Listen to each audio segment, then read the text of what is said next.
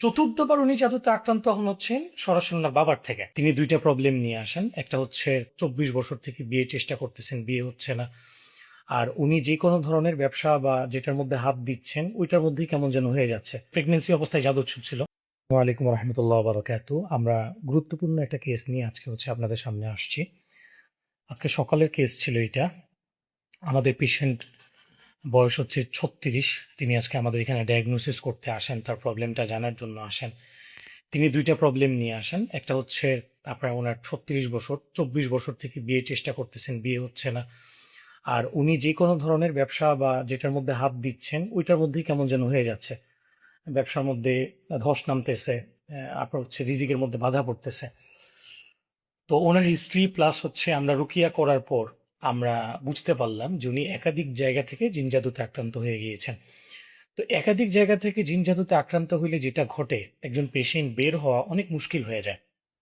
প্রথম কেসটা ওনার যখন বয়স 18 মাস, তখন ওনার বাবা মায়ের সাথে বিচ্ছেদ হয়ে যায়, বাবা মায়ের ডিভোর্স হয়।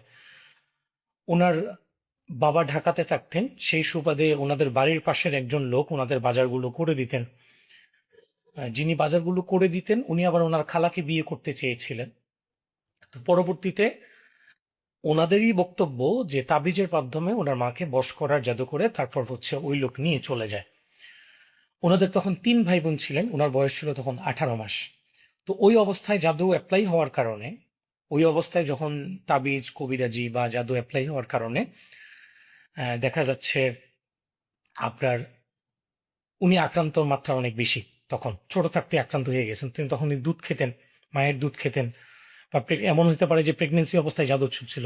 এটা একটা।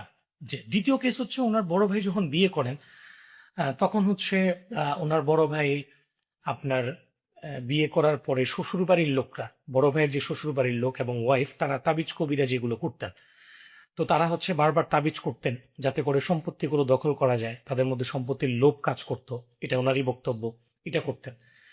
হ্যাঁ, 3 নাম্বার উনি আরেক জায়গা থেকে জাদুতে আক্রান্ত হন।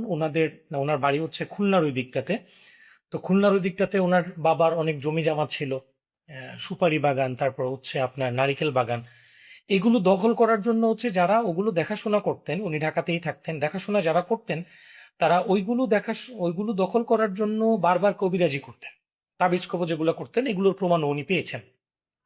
তো এই 3 জায়গা থেকে উনি জাদুতে আক্রান্ত হন। চতুর্থবার উনি জাদুতে আক্রান্ত হন সরাসরি ওনার বাবার থেকে। হ্যাঁ, একটা জিনিস একটু বলতে ভুলে গিয়েছি। ওনার বাবা আজ থেকে 15-20 বছর আগ থেকে কবিরাজি করেন। ওনার বাবা নিজেই কবিরাজি করেন, বিভিন্ন জিন ছাড়ান, বিভিন্ন কিছু দেন। আমরা ওনার কাছ থেকে একটা জাদুর 2টা জিনিস উদ্ধার করেছি।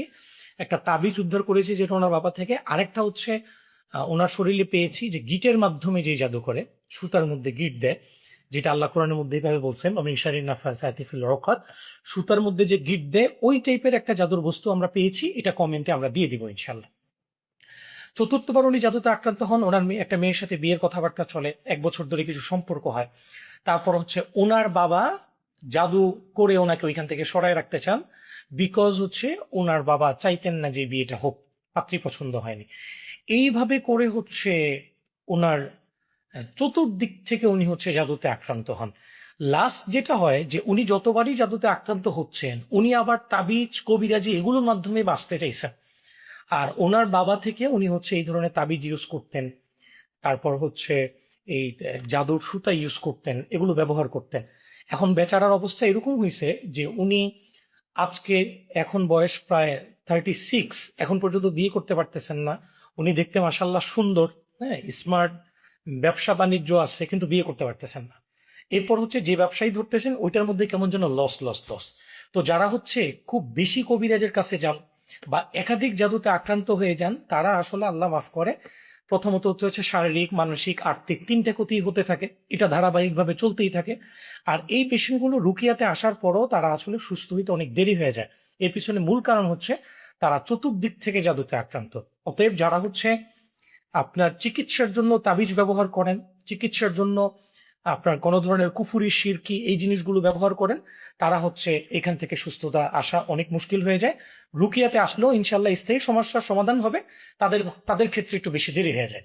আর আলহামদুলিল্লাহ আমাদের কাছে পেয়ে যাবেন হচ্ছে গোপনীয়তা রক্ষা করে কোরআন সুন্নাহের চিকিৎসা। আসসালামু আলাইকুম রহমতুল্লাহ বারকাতুহ।